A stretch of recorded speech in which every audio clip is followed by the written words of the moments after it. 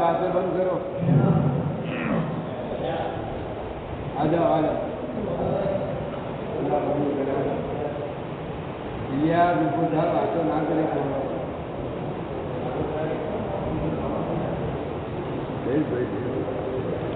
الحمد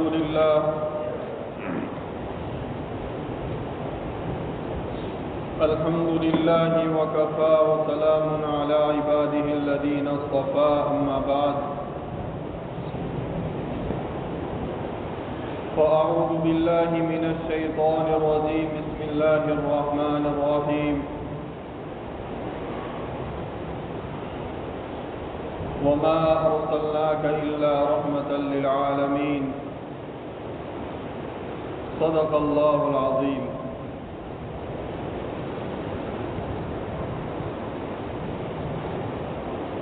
میرے محترم بھائیو دوستو بزرگوں،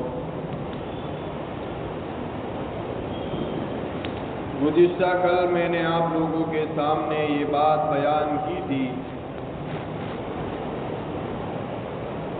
کہ جب حضرت نبی کریم صلی اللہ علیہ وسلم کی عمر مبارک 40 سال کی ہوئی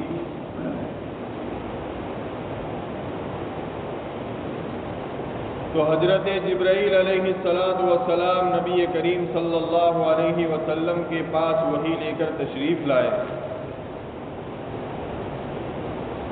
اور سورہ اقرا کی ابتدائی 5 آیتیں نبی کریم صلی اللہ علیہ وسلم کو پڑھائی، جس سے نبی کریم صلی اللہ علیہ وسلم کو منصب نبوت کے اوپر فائز کیا گیا، آپ کو نبوت ملی. اس کے بعد کچھ مدت کے لیے وحی کا سلسلہ ختم ہو گیا، وحی نازل نہیں ہو رہی تھی. نبی کریم صلی اللہ علیہ وسلم بے چین تھے، پریشان تھے. پریشانی یہ تھی کہ حضور یوں سوچتے تھے کہیں میرا رب مجھ سے ناراض تو نہیں ہو گیا.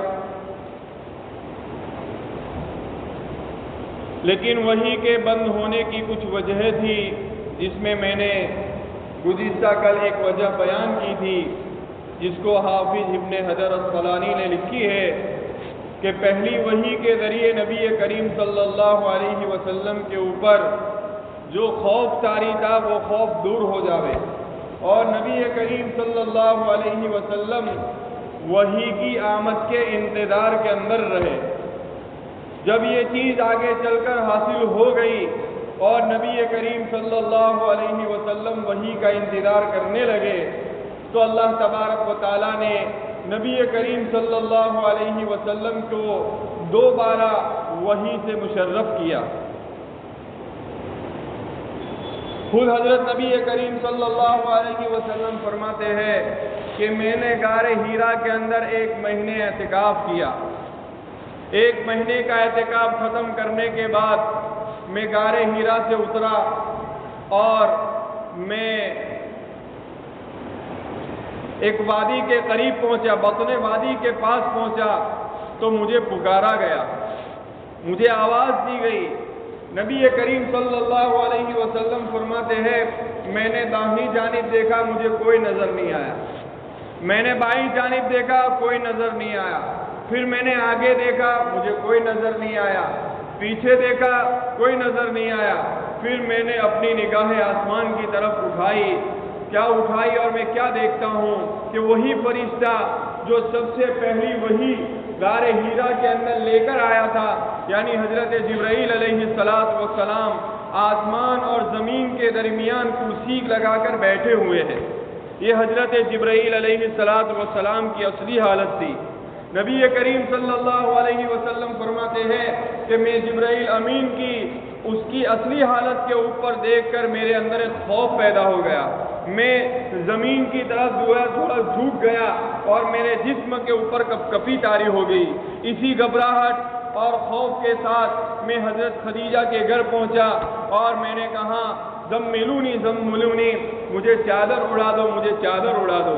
اس موقع کے اوپر حضرت جبرائیل علیہ السلام दूसरी वही लेकर सूरह मुद्दस्सिर की लेकर आए, या अय्युहल मुद्दस्सिर कुम फअंदिर व रब्बक फकब्बिर व थियाबक फतहिर व रुज्स फहजुर।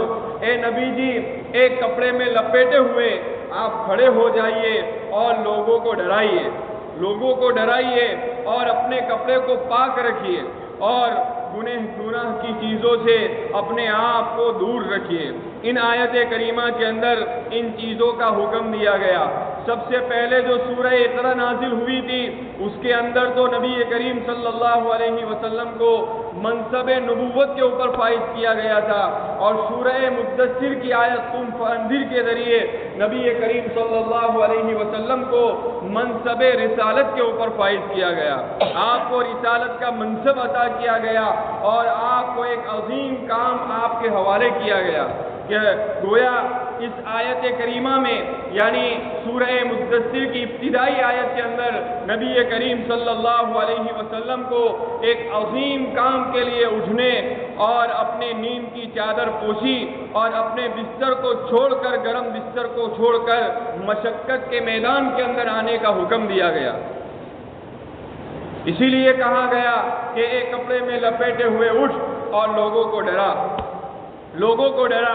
गोया इसमें ये इशारा है कि जिसे अपने लिए जीना हो, जिस आदमी को अपने लिए जीना हो, वो तो राहत चैन सुकून की जिंदगी गुजारता है, लेकिन आपने इस मनसब अजीम के ऊपर आप फाइज हुए हैं और आपने इस अमानत का बोझ अपने ऊपर उठाया है। आपको नींद से क्या ताल्लुक, आपको राहत से क्या सरोकार, राहत चैन सुकून के सामान से आपकी क्या निस्बत। आप उठिए, उस अजीम काम के लिए आप तैयार हो जाइए। जो आपका मुंतज़िर है उस बारे गिरा के लिए आप उठ जाइए, जो आपका मुंतज़िर है, जो आपकी हालत का मुंतज़िर है, आप उठ जाइए, तैयार हो जाइए मशक्क़त के लिए, मेहनत के लिए। अब आराम नींद का वक्त ख़त्म हो चुका है, आप अल्लाह के लिए उठ जाइए और लोगों को अल्लाह से डराइए। इस आयत करीमा में इन बातों का हुक्म दिया गया। नबी करीम सल्लल्लाहु अलैहि वसल्लम फिर उठे तो क्या उठे, लगातार आप 20 साल तक उठते ही गए। राहत चैन सुकून आपने कुर्बान कर दिया। जिंदगी अपने लिए, अपने अहलो अयाल के लिए न रही, पूरी जिंदगी अल्लाह तबारक व तआला की दावत व तबलीग की मेहनत में गुजार दी। नबी करीम सल्लल्लाहु अलैहि वसल्लम को इतना अजीम, हज़रत नबी करीम सल्लल्लाहु अलैहि वसल्लम को यह अजीम काम दिया गया, लोगों के अकाइद का, लोगों की अकाइद की दुरुस्तगी का, कौम को बुतपरस्ती से निकालने का, उनको राह रास्त के ऊपर लाने का ये बारे गिरा आपके ऊपर डाला गया। तो नबी करीम सल्लल्लाहु अलैहि वसल्लम के पास ये दूसरी वही नाजिल हुई और उसके बाद लगातार वही का सिलसिला जारी ही रहा। हज़रत नबी करीम सल्लल्लाहु अलैहि वसल्लम के पास वही मुख्तलिफ तरीक़ों से आया करती थी, उसके मुख्तलिफ तरीके हैं। हज़रत आयशा रज़ी अल्लाह ताला अन्हा फरमाती है कि हारिस बिन हिशाम नबी करीम सल्लल्लाहु अलैहि वसल्लम की खिदमत में हाजिर हुए और फरमाया, ए अल्लाह के रसूल, आपके ऊपर वही किस तरह आती है, आपके ऊपर वही किस तरह आती है। नबी करीम सल्लल्लाहु अलैहि वसल्लम ने फरमाया, जब वही आती है तो मुझे घंटी की सी आवाज़ सुनाई देती है। और हुजूर फरमाते थे कि वही नाजिल होने का ये दरिया मेरे लिए बहुत परेशानी और बहुत सख्त था।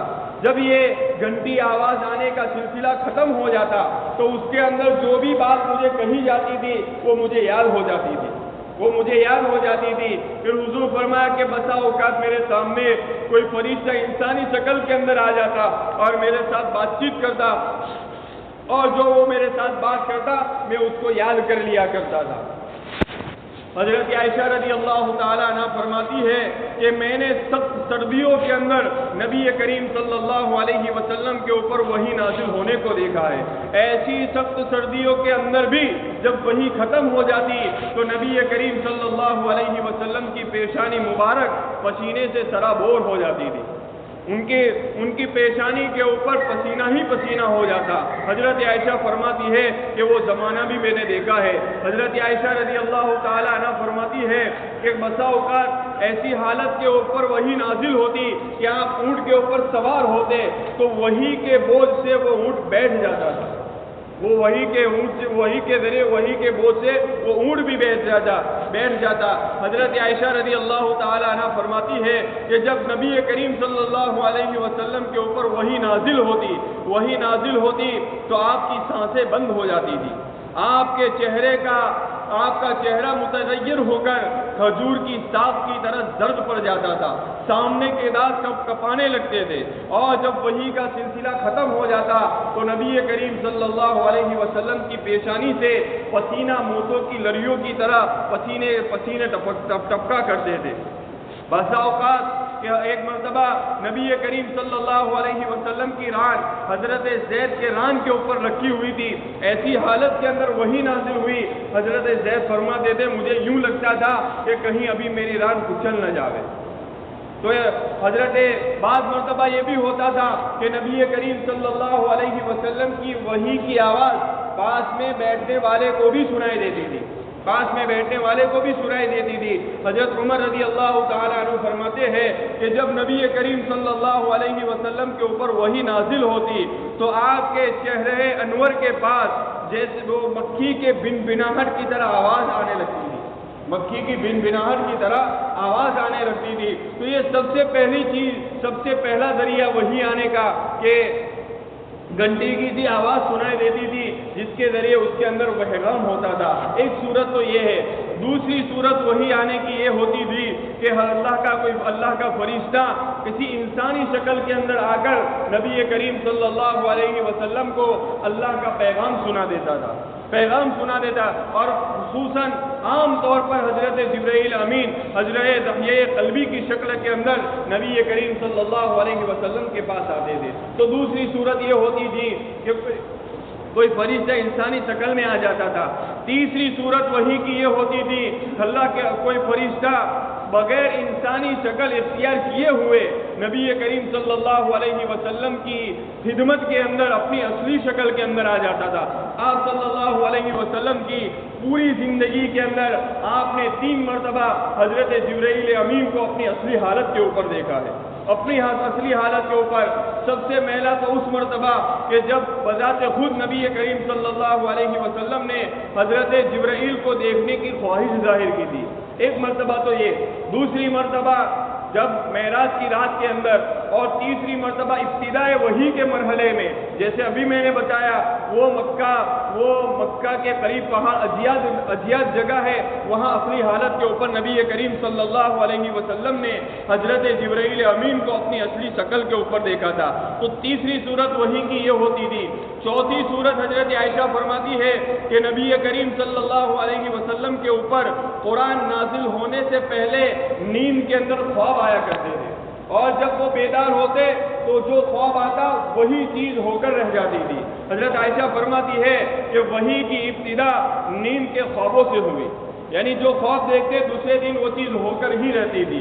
پھر 5ویں صورت یہ ہوتی تھی کہ نبی کریم صلی اللہ علیہ وسلم کے پاس بغیر فرشتہ حاضر ہوئے بغیر نبی کریم صلی اللہ علیہ وسلم کے اوپر دل کے اوپر وہ بات القاء کر دیتے تھے، وہ بات ڈال دیتے تھے. اسی لیے ایک حدیث شریف میں نبی کریم صلی اللہ علیہ وسلم فرماتے ہیں کہ مجھے فرشتے نے یہ بات القاء کی کہ کوئی بھی انسان اس وقت تک نہیں مرتا جب تک اس کا رزق مکمل نہ ہو جائے. اس لیے روزی اختیار کرنے کے اندر اعتدال سے روزی کو اختیار کیا کرو. تو اس کے اندر حضور نے فرمایا کہ فرشتے نے بات القاء کی تھی. تو ایک شکل یہ بھی ہوتی تھی، اور سچی شکل وہی نازل ہونے کی یہ ہوتی تھی کہ اللہ تبارک و تعالی براہ راست بغیر کسی فرشتے کے واسطے کے براہ راست فیس ٹو فیس حضرت نبی کریم صلی اللہ علیہ وسلم سے بات چیت کیا کرتے تھے. اب نبی کریم صلی اللہ حضرت موسیٰ علیہ السلام سے بات کرنا یہ تو قرآن سے ثابت ہے. اللہ کے رسول صلی اللہ علیہ وسلم کے ساتھ بات کرنا یہ معراج کی حدیث سے اس کا ثبوت ملتا ہے. جیسے نماز کی فرضیت کے سلسلے میں معراج میں نماز فرض ہوئی تو اس سے یہ بات ثابت ہوتی ہے کہ اللہ تبارک و تعالیٰ براہ راست حضرت نبی کریم صلی اللہ علیہ وسلم سے بات کیا کرتے تھے. تو یہ 6 صورتیں تھی جس کے ذریعے نبی کریم صلی اللہ علیہ علیہ وسلم کے اوپر وحی نازل ہوا کرتی تھی۔ جب نبی کریم صلی اللہ علیہ وسلم کے اوپر یہ آیت سورہ مدثر کی ابتدائی آیت نازل ہوئی اور اس کے اندر آپ کو دعوت و تبلیغ کرنے کا حکم دیا گیا، تو نبی کریم صلی اللہ علیہ وسلم نے اپنے آپ کو اس کام کے لیے تیار کر دیا، اس کام کے لیے تیار کر دیا۔ اب چونکہ قوم جفاکش تھی، بت پرستی ان کا دین تھا، تکبر غرور ان کے اخلاق تھے، اس لیے اس کیفیت کو دیکھ کر یہ پتہ چلتا ہے کہ اس وقت کا تقاضا یہ تھا کہ دعوت و تبلیغ کا کام پردے میں رہ کر کیا جاوے۔ اس لیے کہیں اہل مکہ کے سامنے اور قریش مکہ کے سامنے حیثیت خیز صورتحال پیش نہ ہو کہ وہ گھبرا نہ جاوے۔ اس لیے اس وقت کے ماحول کا تقاضا یہ تھا کہ دعوت و تبلیغ کا فریضہ خفیہ طور کے اوپر انجام دیا جاوے، اور لگاتار 3 سال تک نبوت ملنے کے بعد 3 سال تک دعوت و تبلیغ کا کام خفیہ طور پر کیا گیا، چھپ کر کیا گیا۔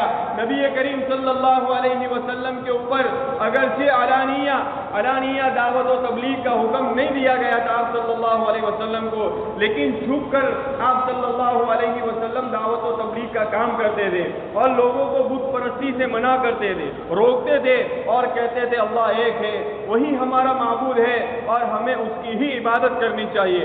شروع اس زمانے کے اندر جب کوئی آدمی مسلمان ہو جاتا تو اس کو مومن یا مصدق نہیں، اس کو مومن یا مسلم نہیں بلکہ اس کو مصدق کہا جاتا تھا، یعنی تصدیق کرنے والا۔ نبی کریم صلی اللہ علیہ وسلم کی باتوں کو تصدیق کرنے والا کہا جاتا تھا ابتدائی اسلام کے اندر۔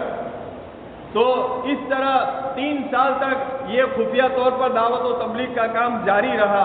اب نبی کریم صلی اللہ علیہ وسلم کی اس وقت کیا دعوت تھی؟ تو سب سے پہلی دعوت آپ کی توحید کی تھی، یعنی اللہ اپنی ذات کے اندر اکیلا ہے، اپنی ذات اپنی صفات کے اندر اللہ کا کوئی شریک نہیں ہے، ایک اللہ کو مانو، اللہ کی مانو۔ دوسری دعوت آپ کی رسالت کی ہوتی تھی کہ لوگ حضرت نبی کریم صلی اللہ علیہ وسلم کو اللہ کا رسول مانے اور اس کی گواہی دے۔ تیسری دعوت یہ ہوتی تھی کہ جو لوگ اللہ کے رسول صلی اللہ علیہ وسلم کی رسالت اور اللہ کو ایک مان لے، وہ جو دوسرے لوگ ہیں جو بت پرستی کے اندر کفر و شرک کے اندر مبتلا ہے، ان کو راہ راست پر لانے کی محنت اور کوشش کرے، راہ راست کے اوپر لانے کی محنت اور کوشش کرے۔ تو بہرحال یہ اللہ کے رسول صلی اللہ علیہ وسلم کی دعوت تھی۔ اللہ کے رسول صلی اللہ علیہ وسلم نے نبوت کا فریضہ انجام دیا اور نبوت کے کام کے لیے آپ تیار ہوئے۔ آپ کے راستے کے اندر بڑی مشقتیں اور بڑی مصیبتیں نازل ہوئی۔ اگر آپ کا فرض، آپ کا نبوت کے فریضہ اگر حضرت عیسیٰ علیہ السلام کی طرح ہوتا کہ صرف اپنی قوم کو دعوت و تبلیغ کرنا ہے اور بس، یا تو حضرت موسیٰ علیہ السلام کی طرح ہوتا کہ قوم کو لے کر مصر کی طرف روانہ ہو جانا ہے، تو یہ کوئی مشکل بات نہیں تھی۔ لیکن نبی کریم صلی اللہ علیہ وسلم کو اپنی ذات کی حفاظت کے ساتھ ساتھ وہ عرب ہی نہیں بلکہ پورے عالم کو اسلام کے فیض سے منور کرنا تھا، پورے دنیا کو اسلام کے نور سے اور اسلام کی تعلیمات سے منور کرنا تھا۔ اس لیے آپ کے راستے کے اندر بہت ساری رکاوٹیں بھی آئی۔ اللہ کے رسول صلی اللہ علیہ وسلم نے ان ساری رکاوٹوں کو برداشت کیا اور اللہ کے دین کی اور اللہ کی دعوت و تبلیغ کے، اللہ کے دین کے کام کی آپ اشاعت کرتے رہے۔ اب سب سے پہلا مرحلہ تو یہ تھا کہ یہ کلمہ، اس کلمے کو کس کے اوپر پیش کیا جائے، کس کے اوپر پیش کیا جائے۔ اس لیے وہی عملہ انتخاب کیا گیا جو پہلے نبوت ملنے سے پہلے ہی آپ صلی اللہ علیہ وسلم کی صحبت یافتہ تھا، آپ صلی اللہ علیہ وسلم کی صحبت کے اندر رہا کرتا تھا۔ نبی کریم صلی اللہ علیہ وسلم نے سب سے پہلے انہی لوگوں کے سامنے یہ دعوت و تبلیغ اور ایمان اور اللہ کی دین کی دعوت سب سے پہلے دی۔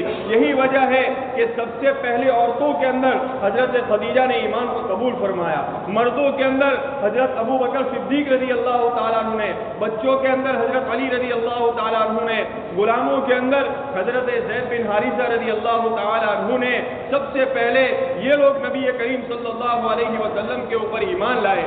بزرگوں نے لکھا ہے اگرچہ یہ لوگ پہلے ایمان لائے لیکن حضرت خدیجہ اور حضرت علی کا ایمان لانا یہ کوئی بڑی فضیلت کی بات نہیں ہے، یہ کوئی بڑی فضیلت کی بات نہیں ہے۔ فضیلت کی بات اس لیے نہیں ہے کہ حضرت خدیجہ تو آپ کے نکاح میں ہی تھی، اور ساری برکتیں سارے انوارات حضرت خدیجہ نے دیکھا تھا۔ رہی بات حضرت علی کی تو حضرت علی تو چھوٹے بچے تھے اور نبی کریم صلی اللہ علیہ وسلم کے تربیت یافتہ تھے، آپ تربیت میں رہے ہیں۔ تو حضرت علی، حضرت خدیجہ، اور یہی حالت حضرت زید کی بھی تھی جو نبی کریم صلی اللہ علیہ وسلم کے غلام تھے، حضور نے آزاد کیا تھا۔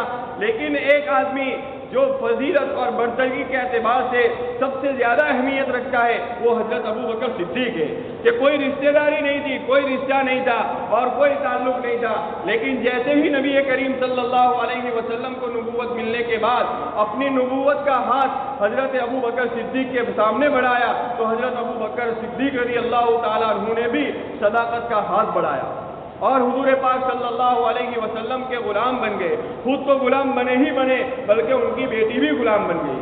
تو یہ اہمیت اور فضیلت حضرت ابو بکر صدیق کے لیے زیادہ ہے، دنیا آخرت کے اندر یہی ابو بکر حضور پاک صلی اللہ علیہ وسلم کے ساتھی رہے۔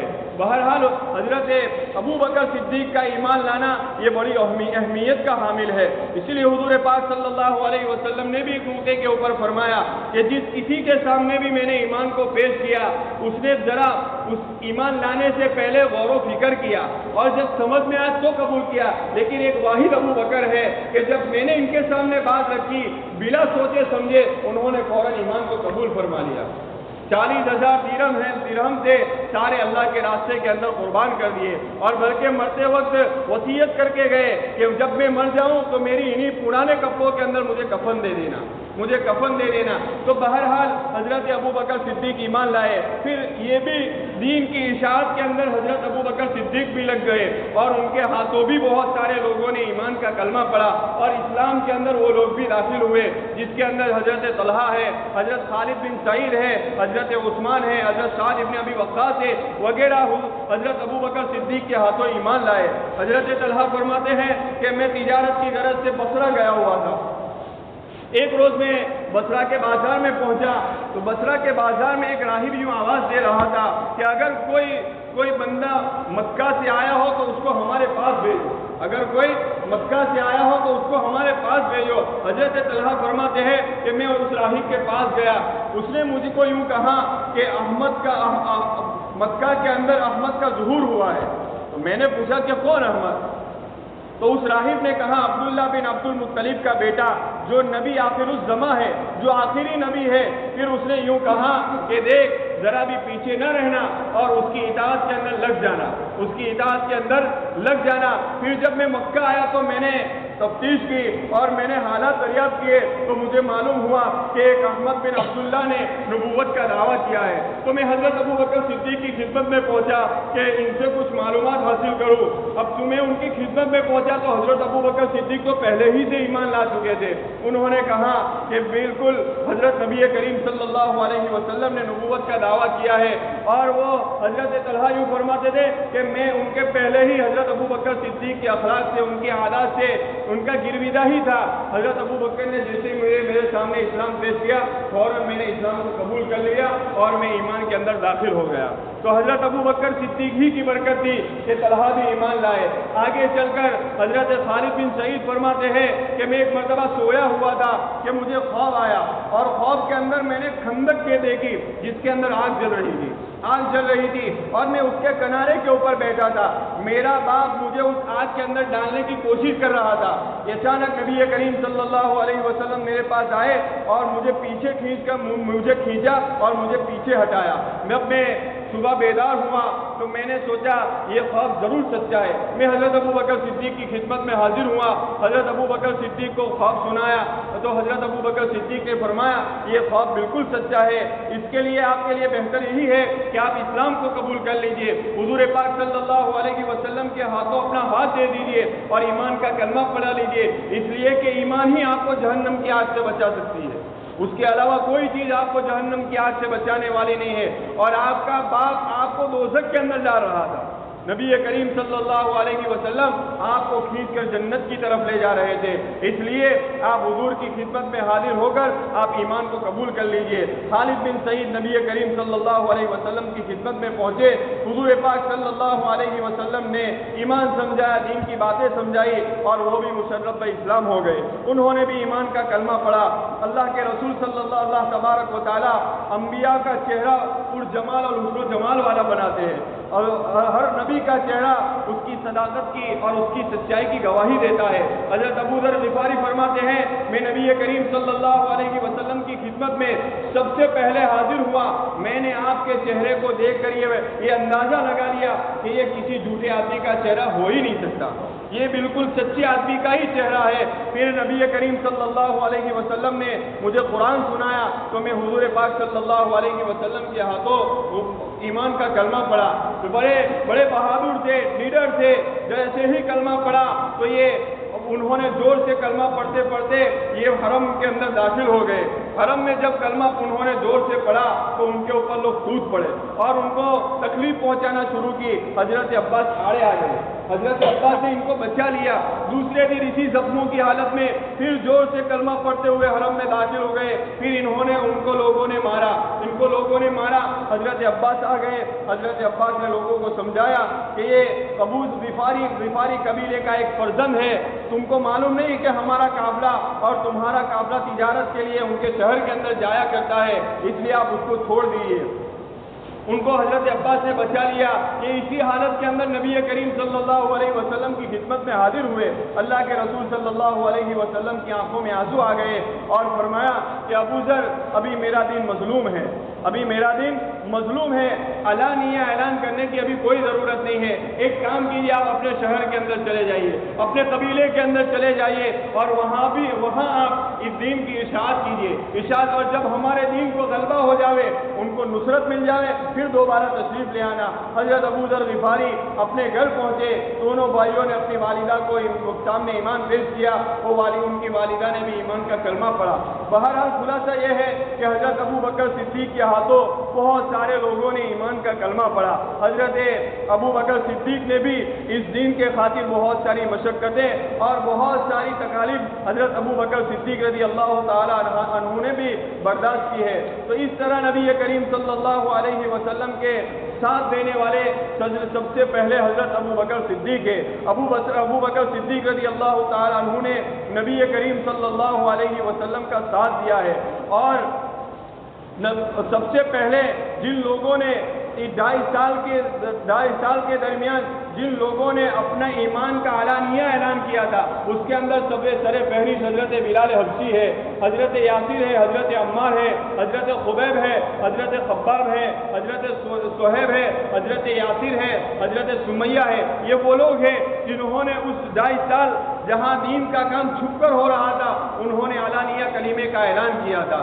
اس لیے یہ لوگ سابقین اولین میں شمار ہوتے ہیں، سابقین اولین کے اندر یہ لوگ شمار ہوتے ہیں۔ اور اس 2.5 سال اور 3 سال کی مدت کے اندر مسلمان اور اہل ایمان چھپ کر نماز پڑھا کرتے تھے، علانیہ نماز بھی نہیں پڑھتے تھے، چھپ کر نماز پڑھتے تھے۔ ایک مرتبہ نبی کریم صلی اللہ علیہ وسلم اور حضرت علی ایک جگہ کے اوپر نماز پڑھ رہے تھے، اچانک ابو طالب کی وہاں حاضری ہوئی۔ نماز ختم ہونے کے بعد ابو طالب نے پوچھا یہ کیا دین ہے اور یہ کیا عبادت ہے؟ اللہ کے رسول نے فرمایا اسی دین کو لے کر مجھے بھیجا گیا ہے، اسی دین کے لیے اور اسی دین کی اشاعت کے لیے اللہ نے مجھے اپنا رسول بنایا ہے۔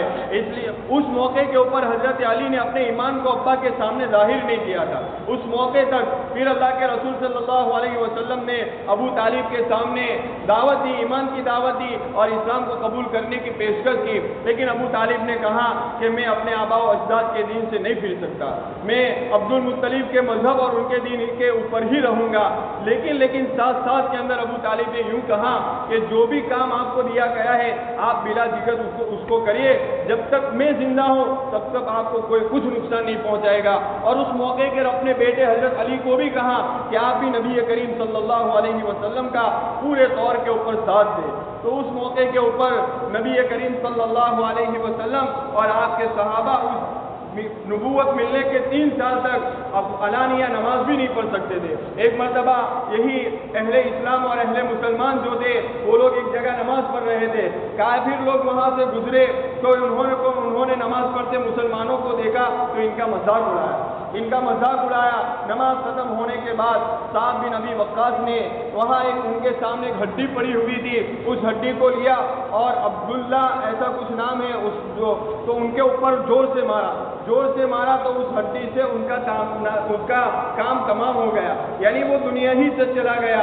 اور اسلام کی فیور کے اندر اور اسلام کی حمایت کے اندر یہ سب سے پہلی مار تھی جو حضرت